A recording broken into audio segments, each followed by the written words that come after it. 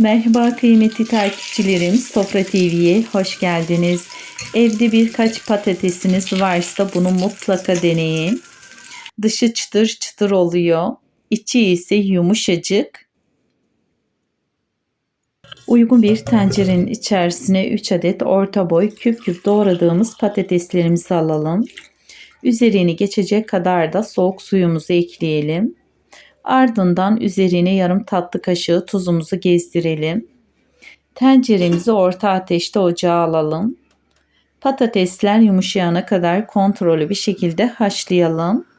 Şöyle gördüğünüz gibi çatalın ucuyla dokunduğumuz zaman patatesim kendiliğinden dağılıyor. Haşlanan patateslerimizin suyunu tamamen süzdürdükten sonra uygun bir süzgecin içerisine alalım. Burada önemli olan patatesler sıcakken bu işlemi yapmak. Çünkü sıcak patates çok daha kolay püre haline gelir ve daha pürüzsüz bir doku elde etmiş olursunuz. Ardından kaşık yardımıyla patatesleri bastırarak süzgeçten geçiriyoruz. Bu yöntem sayesinde hem topaklanmayı önlüyor hem de pürüzsüz ipeksi bir patates püresi elde etmiş oluyoruz. Daha sonra patateslerimizin üzerine 4 yemek kaşığı nişasta ve yarım tatlı kaşığı da karabiberimizi ekliyoruz. Tüm malzemeleri ekledikten sonra elimizle güzelce yoğurmaya başlıyoruz. Yaklaşık 4 dakika boyunca yoğurarak patates harcının kıvam almasını sağlıyoruz. Burada dikkat etmemiz gereken nokta karışımın ele çok yapışmayan, toparlanmış ve hamur kıvamına gelmesi. Nişasta sayesinde hem daha kolay şekil alan hem de daha stabil bir doku elde ediyoruz.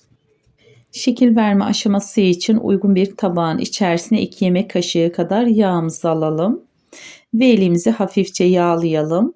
Bu işlem patates harcının elimize yapışmaması için önemli bir püf noktası.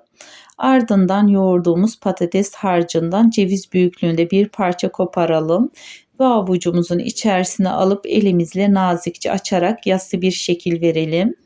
İçerisine bir dilim kaşar peyniri yerleştirdikten sonra kenar kısımlarını dikkatlice birleştirip kapatalım.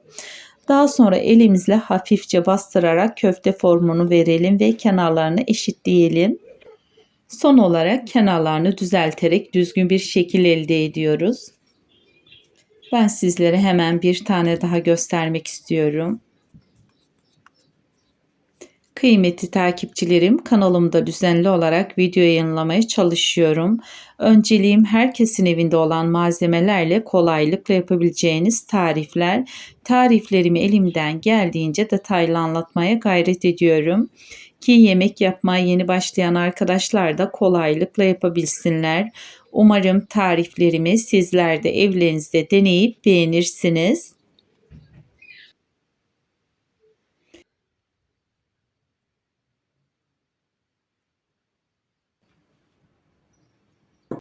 Uygun bir kabın içerisine 2 adet yumurtamızı kıralım.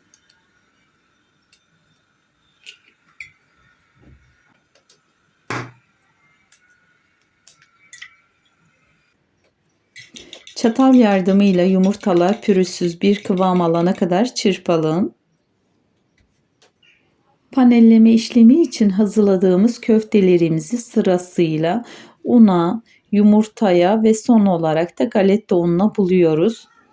Öncelikle 4 yemek kaşığı unun içerisine köftelerimizi alıp her tarafını hafifçe kaplıyoruz. Ardından çırptığımız yumurtaya batırıyoruz ve son olarak da galeta unuyla kaplayarak hazır hale getiriyoruz.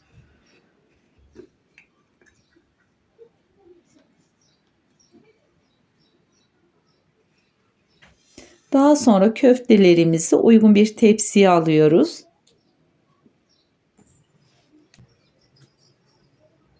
Köftelerimiz hazır. Uygun bir tavanın içerisine bir su bardağı sıvı yağımızı alalım. Yağımız iyice ısındıktan sonra ardından hazırladığımız köftelerimizi dikkatlice tavamıza yerleştirelim.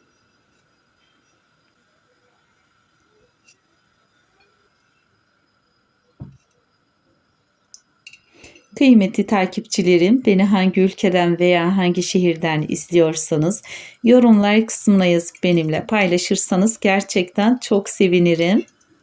Beni kimlerin hangi ülkeden veya hangi şehirden izlediğini gerçekten çok merak ediyorum. Köftelerimizi tavaya aldıktan sonra maşa yardımıyla kontrollü bir şekilde çevirerek her iki tarafın da eşit şekilde kızarmasını sağlayalım. Burada dikkat etmemiz gereken en önemli nokta köfteleri çok sık çevirmemek. Kendi yüzeyi kızarmadan müdahale etmemektir. Bu sayede hem dışı daha çıtır bir doku kazanır hem de iç harcı dağılmadan pişer. Orta ateşte kontrollü bir şekilde kızartarak her iki yüzünün de altın rengi bir renk almasını sağlayalım. Köfteleri çevirirken nazik davranmak dağılmamaları açısından oldukça önemlidir.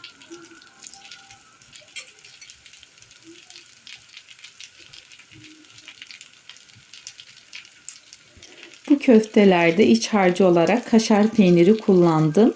Ancak dilerseniz kıymalı harçla da hazırlayabilirsiniz. Tamamen damak zevkinize göre farklı iç harçlarla da çeşitlendirebilirsiniz. Köftelerimiz kızarırken dış yüzeyinin ne kadar güzel renk aldığını görebilirsiniz. Maşa yardımıyla çevirdikçe o altın rengi kabuk oluşmaya başlıyor. İşte tam da bu aşamada hem dışı çıtır çıtır hem içi yumuşacık nefis bir kıvam elde ediyoruz. Görüntüsü bile insanın iştahını açan tam kıvamında kızarmış köfteler hazırlıyoruz.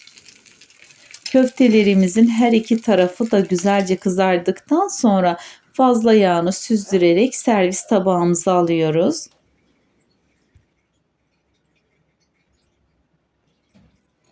Bu muhteşem tarifi kesinlikle denemenizi tavsiye ederim. Sıcak olarak servis etmenizi öneririm. Beni buraya kadar izlediğiniz için hepinize çok teşekkür ederim. Beni bu tarif ile tanıdıysanız kanalımda bunun gibi pratik ve lezzetli birçok tarifimin de olduğunu belirtmek isterim. Yeni tariflerim için kanalıma abone olmayı, bildirim gelmesi için zili açmayı unutmayın lütfen. Kanalım ve tarifimle ilgili fikir ve düşüncelerinizi, en önemlisi eleştirilerinizi yorumlar kısmına yazıp bana iletirseniz gerçekten çok sevinirim. Tarifimi beğendiyseniz beğenmeyi ve videomu sevdiklerinizle paylaşıp bana destek olmayı unutmayın. Şimdiden deneyecek olan herkese afiyet olsun.